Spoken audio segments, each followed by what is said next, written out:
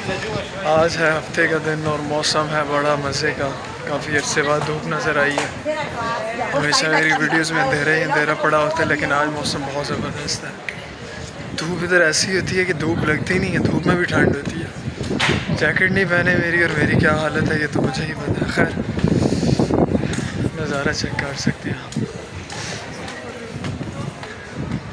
पिछले मैंने एक वीडियो डाली थी कि कहाँ कहाँ आप जॉब अप्लाई कर सकते हैं ड्यूरिंग योर स्टडीज़, क्या क्या अपॉर्चुनिटीज़ होती हैं आपके पास।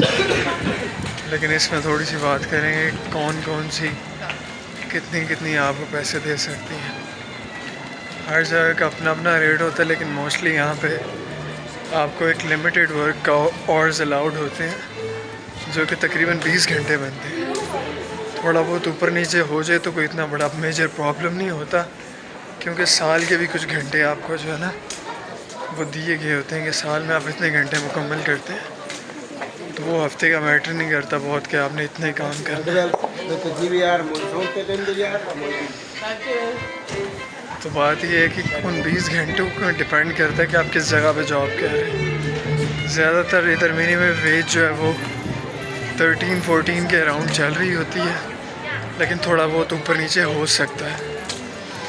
अब मज़े की बात ये है कि क्या आपको वाकई 20 घंटे काम मिल जाता है, तो वो थोड़ा सा मुश्किल होता है, क्योंकि हमेशा आपकी मर्ज़ी के आवर्स आपको नहीं मिलते। कुछ दिन आपकी क्लासेस होती हैं, कुछ दिन आपके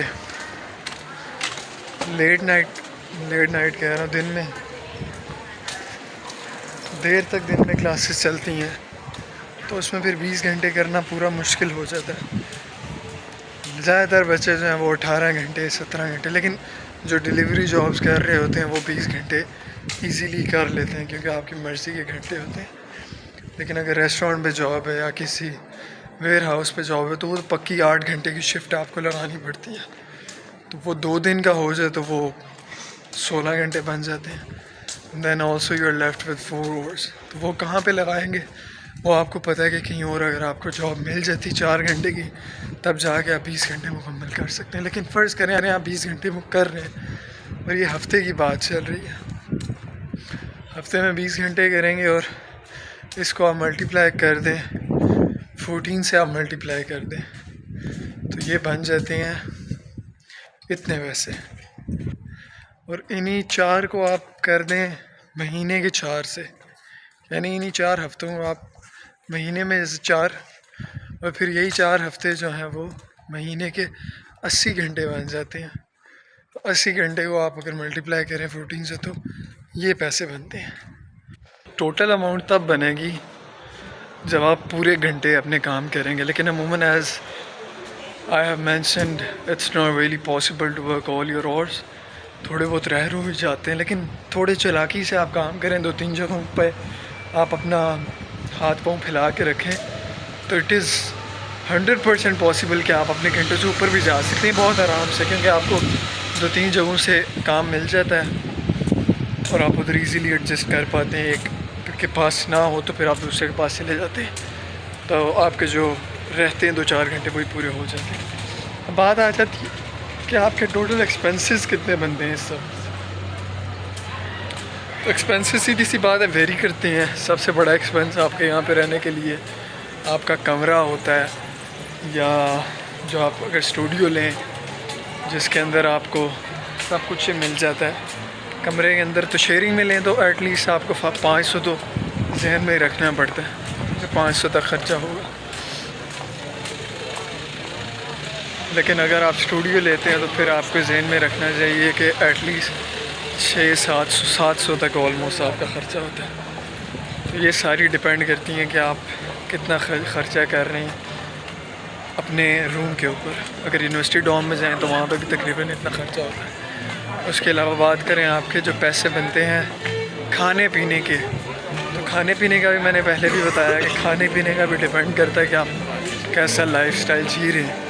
ज़्यादातर तकरीबन 150-200 तक होता है, लेकिन ऊपर नीचे हो जाता है, क्योंकि उस पर आपने करना होता है अपने और भी बहुत सारे अखराजात हैं। कहीं बाहर से बंदे ने खा लिया बाल लोग बहुत कटवाते हैं, उसके भी आपके अच्छे खासे पैसे बन जाते हैं, 15-20 यूरो तो वही ले जाते हैं। उसके अलावा अगर बात करें आपके कपड़ों के कपड़े लेने हैं आपने, वो वैसे बंदा इतनी शॉपिंग करता नहीं, लेकिन थोड़ी बहुत अगर करनी पड़ जाए उसके भी अखराजात होते हैं। उसके अलावा ट्रैवलिंग आ जाती है, अगर कहीं ट्रैवल करना पड़ जाता है। यहाँ पे थोड़ी सी ट्रैवलिंग महंगी है, विद इन सिटी तो सस्ती है, लेकिन आस पड़ोस के शहरों में अगर आपने जाना है तो वहाँ पे थोड़ा सा हार्ड होता है, क्योंकि ट्रेन की टिकट जो है ना वो यहाँ पे महंगी है। तो ये सारी कर आके आपके अच्छे खासे एक्सपेंसेस बन जाते हैं। तो इसीलिए आपको ये सारी चीज़ें जहन में रख के आनी होती हैं कि आपके कितने पैसे कमा रहे हैं और कितने पैसे आपके बच रहे हैं। तो एंड पे है कि आप ये नहीं कह सकते कि आप कि जैसे बंदा कहता है कि हम अपनी पेमेंट करेंगे, यूनिवर्सिटी की फ़ीस भी पे कर देंगे इस पैसों से, तो ऐसा पॉसिबल नहीं है। इम्पॉसिबल तो नहीं कहूँगा, लेकिन पॉसिबल नहीं है बिल्कुल, क्योंकि इतना आपके पास टाइम नहीं होता कि आप बहुत ज़्यादा काम करें, या आपको अलाउड भी नहीं होता। और यूनिवर्सिटी की फ़ीस मुश्किल होती, मुश्किल से यहाँ पे आप अपना गुजारा कर सकते हैं, फ़ीस तो बाद की बात है।